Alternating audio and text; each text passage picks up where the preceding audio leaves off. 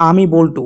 আমার বাবা আমাকে দিয়ে অনেক কাজ করায়, বাট আমি কিছু মনে করি না। আমি আমার বাবাকে সবসময় কাজে সাহায্য করি। আজকে জঙ্গলের বাজার থেকে মাছ গোছ কিনে নিয়ে বাড়িতে যাচ্ছি। আমার কাঁধে হাঁস এবং মাছ, আমার বাবার কাঁধে গোছ। আজকে বাড়িতে যেয়ে জমিয়ে রান্না করে খাবো, ইয়াম্মি। চলে আসলাম বাড়িতে। আমার মা মাংসগুলোকে ভর্তা বানানো শুরু করে দিয়েছে, আর আমি মাছগুলোকে সিলতে শুরু করে দিয়েছি।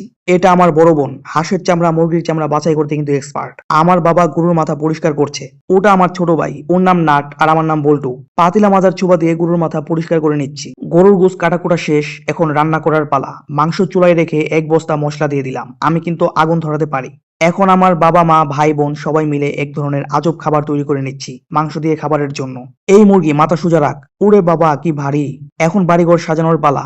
অনেক উপরে, তাই বাবার কাঁধে উঠে নিলাম। জাদুর কাঠি দিয়ে ডিমগুলোকে গুলিয়ে নিচ্ছি। এগুলো আমাদের স্পেশাল রসগোল্লা। আমার খাবারগুলো আলাদা করে রেখে দিচ্ছি। অবশেষে আমাদের রান্না বাড়া শেষ হলো। এখন খাবার শুরু করার পালা। চলো খাবার শুরু করার আগে শপথ পাঠ করে নেই। আমি শপথ করিতেছি যে নিমদাহ রেসগোস টেলমি আর তাবুস কাকই কিনিম বুমলাহ। আমাকে ভালো লাগলে অবশ্যই সাবস্ক্রাইব করে দিবেন।